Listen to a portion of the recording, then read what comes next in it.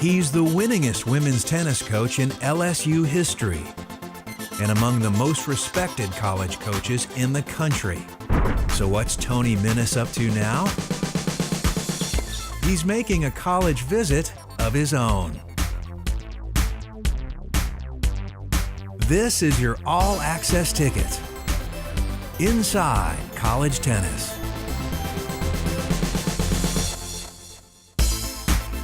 Brought to you by Greater Fort Lauderdale. Hello, Sunny. Visit online at sunny.org. Welcome to Inside College Tennis. This week we're in Atlanta, Georgia at the HBCU National Championships, where we will explore the history of African American tennis in the U.S., past and present. The folks at the Clayton County Tennis Center in Jonesboro, Georgia, are always focused on tennis, but this weekend is special. Court 13. They are hosting the 14th Annual HBCU National Championships. It's the one time each year where HBCUs, historically black colleges and universities from all over the country, converge to compete and to help the next generation of hopefuls realize their dreams of playing collegiate tennis. So Marcus, what made you get involved in this tournament? Well, I'm an HBCU grad myself. I'm an HBCU tennis player myself, a former at Florida A&M. And one of my dreams was always to have a national event where other HBCUs could get together and compete against each other, just as they did in childhood, and support each other. Outside of the teams competing together, the other major component was we help high schoolers get scholarships into universities who otherwise couldn't get that exposure just by writing in or sending a tape in. This is the only event of its kind where all the coaches are here in one city, one location, one tennis complex. You seem to have done a great job in getting the community and sponsorship behind this. Yeah, I tell you, it was a challenge. When Doc Goodman and I first envisioned And you played for Doc, right? Yeah, okay. Oh, did I? He was my mentor, my coach, my surrogate father, everything. You know, it was a true father-son relationship. Doc brought in all the teams. He's because as a coach, he and them gelled and he had great relationships. My job was basically to bring the community and the money. Historically black colleges and universities have played a significant role in the development of U.S. tennis. Schools like Howard and Tuskegee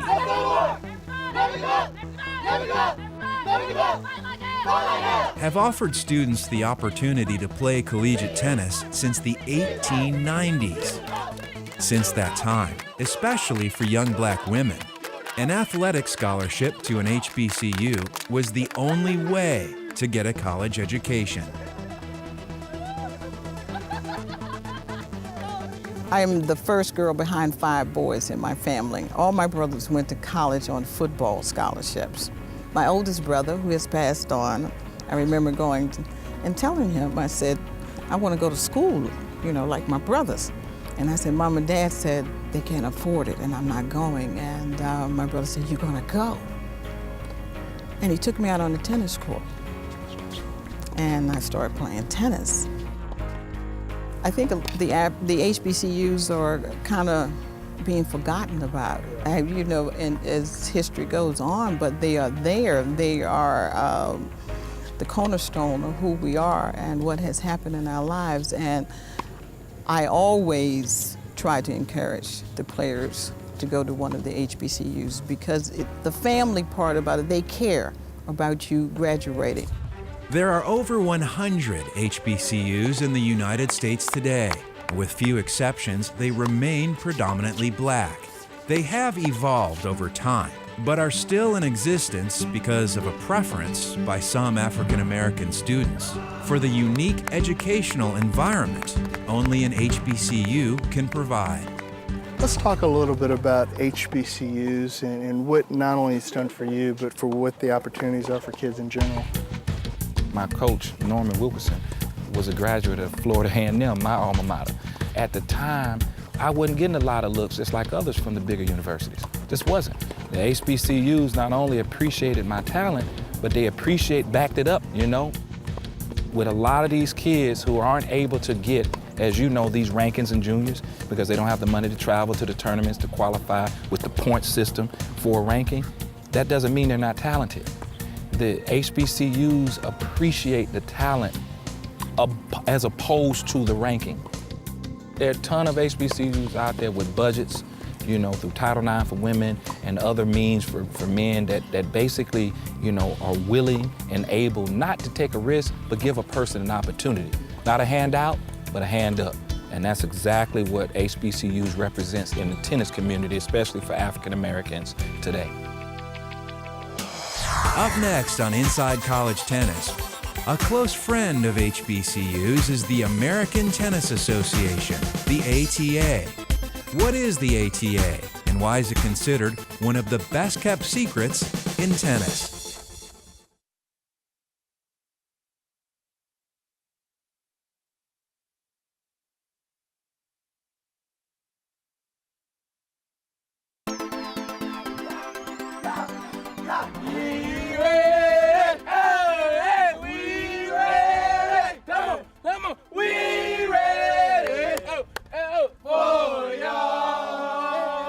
The HBCU National Championships showcase the close partnership between the American Tennis Association and HBCUs. The ATA is the oldest African American sports organization in the U.S.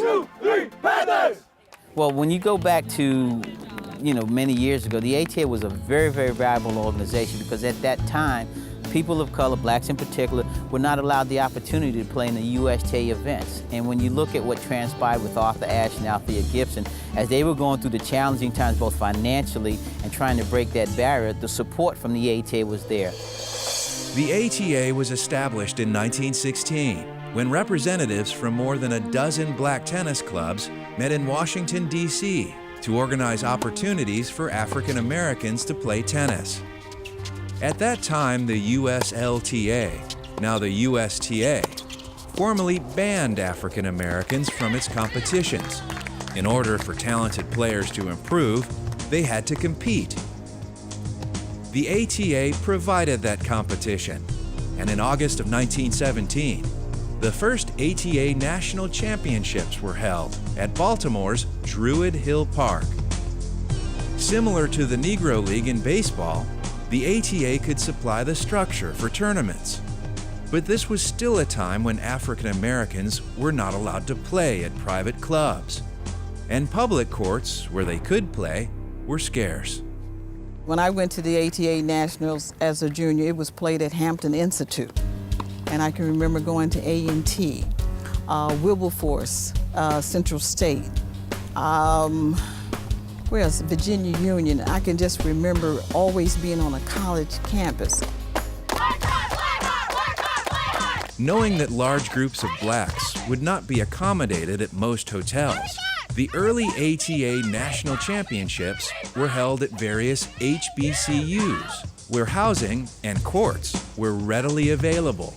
So I can remember so well, my mom's put me on a bus, sent me to Washington, D.C. And when I get to Washington, D.C., someone would meet me at the bus stop so I could play the mall tournament. Someone at the mall tournament would put me on the bus and send me to Baltimore. And somebody in Baltimore would pick me up. And you're talking, I'm only 13 years old. And as players played around the country, that's how it worked.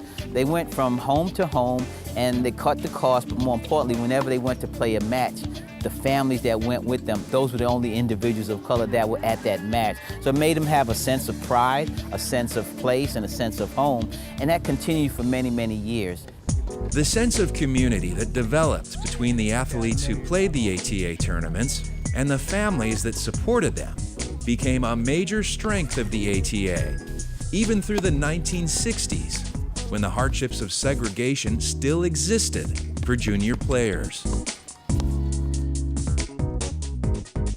And I can remember so well, we would put entries in the tournament, and we were taught to call on the phone and find out when you play. And I have experienced it personally, gone to the tournament desk and given my name, and someone would look up and says, "Oh, you're not in this tournament." When you look at the history of the ATA, many, many years ago when the ATA was formed, most of their championships took place on college, HBCU college campuses. When you look at the history of a lot of the players, many of the players went to HBCUs. And so part of what we're missing is really getting back to our roots. And along the way, USTA came, opportunities came, mainstream universities started to recruit more African-American players. And I think we lost our way in terms of understanding the value of HBCUs and the connectivity with the ATA. And one of the most notable accomplishments of the ATA was the negotiation with the USTA that allowed for the winner of the ATA National Championships to receive a wild card into the US Open. It was one of the quietest kept secrets in America. So the ATA has been a stepping stone for, I guess, crossing over from the amateur into the professional part of tennis. So over the years, the players that have come along, you have Althea Gibson, Arthur Ashe, Leslie Allen, Zena Garrison, Shauna Rubin, Katrina Adams. They all came by winning the ATA Nationals, and the rest is history for them. Up next on Inside College Tennis, meet some of today's coaches who got their starts playing the ATA.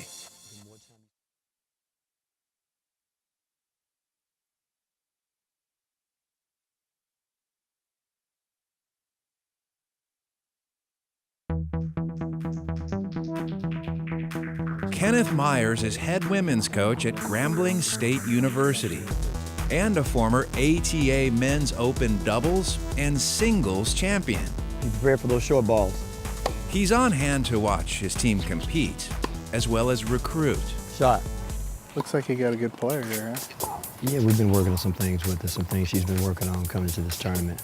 So, this is an opportunity for us to see where she stands and what we need to concentrate on as we go for the rest of the fall, getting ready for the spring season. I kind of met her through an old ATA alumnus, Christina Turner out of Memphis. You played ATA a lot, huh? Oh yes, matter of fact, I first got introduced to it. Matter of fact, it was you.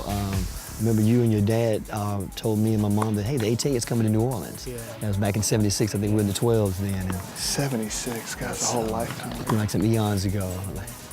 And look at us now.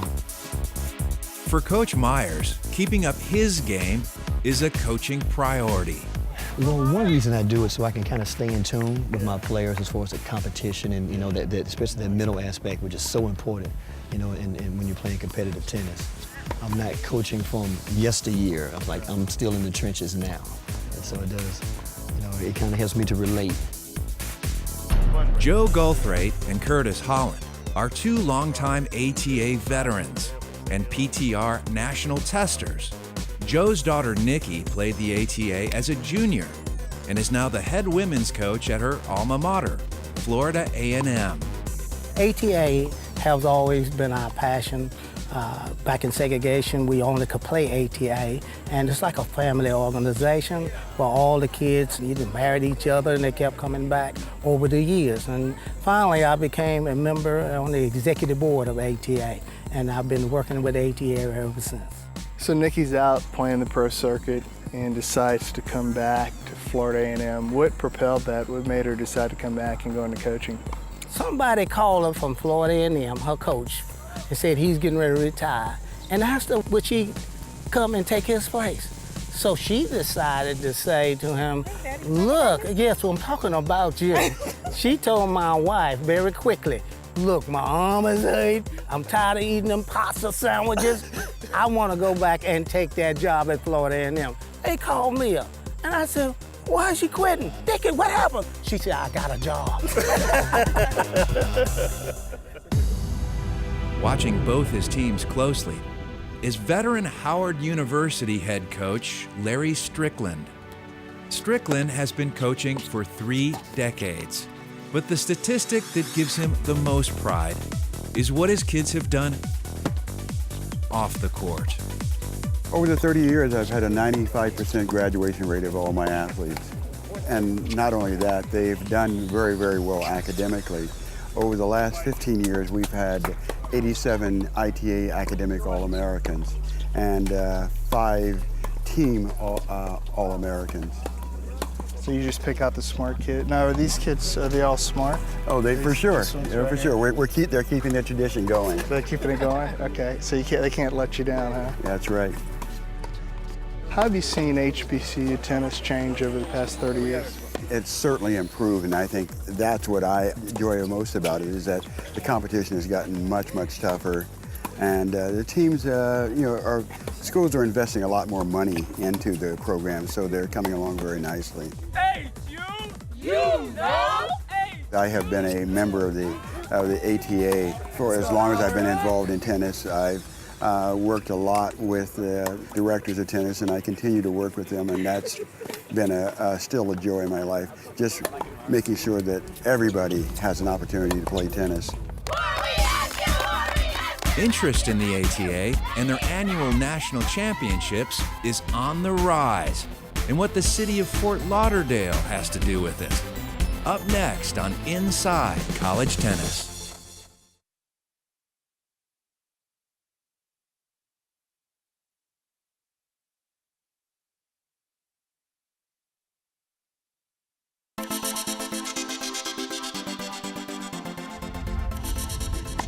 The American Tennis Association, or ATA, is the oldest African American sports organization in America. And on the eve of their 100th anniversary, We're looking for a home. We have been for some years. And Fort Lauderdale approached us with an opportunity with the land and with some of the resources that were much needed financially.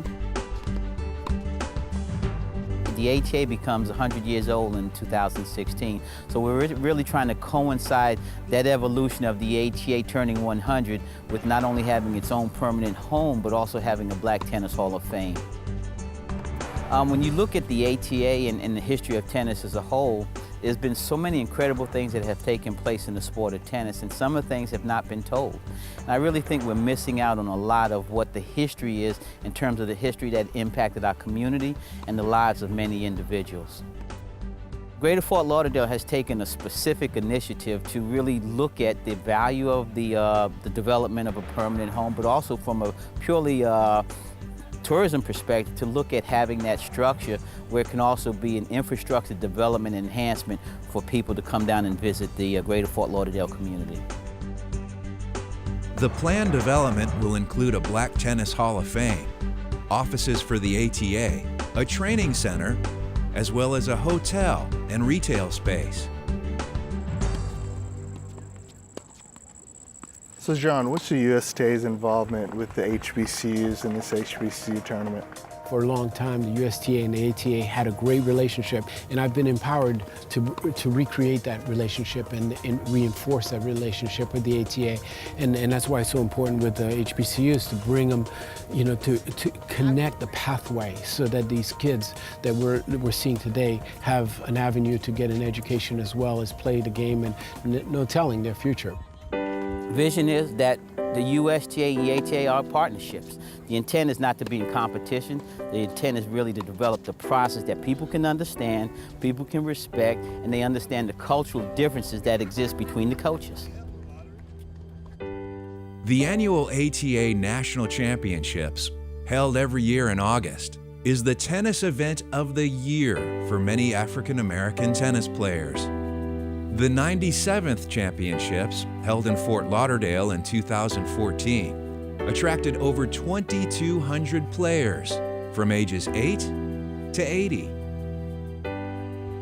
In an incredible way, Greater Fort Lauderdale has become one of the destinations of choices for individuals of color, and for a couple of reasons. They're coming there because they have the value of coming there, they have the type programs that's conducive to bringing families together, and then when you look at what we do with the ATA, we've now made the ATA National Championships a family vacation.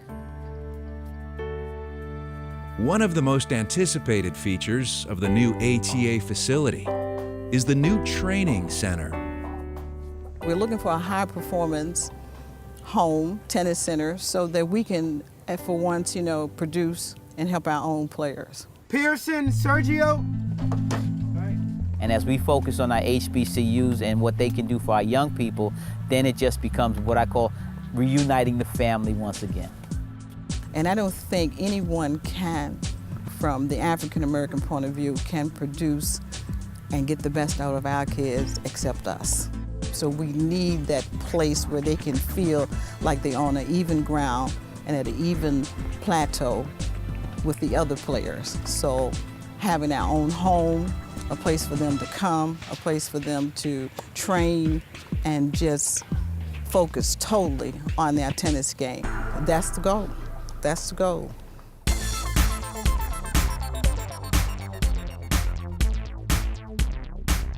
The ATA and the HBCUs, along with their newest partner, Fort Lauderdale, are looking forward to the next 100 years with renewed enthusiasm.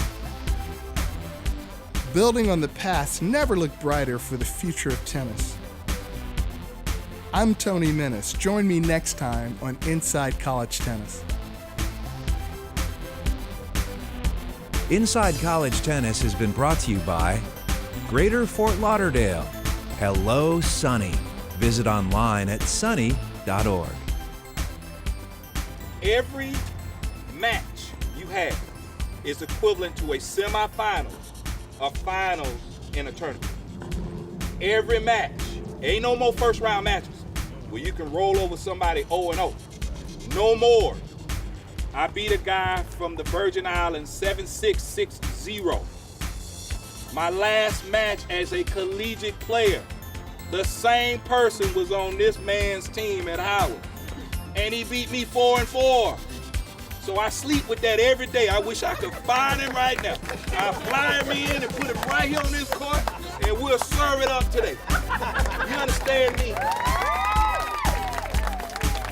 For more information on the American Tennis Association, ATA, visit www.americantennisassociation.org.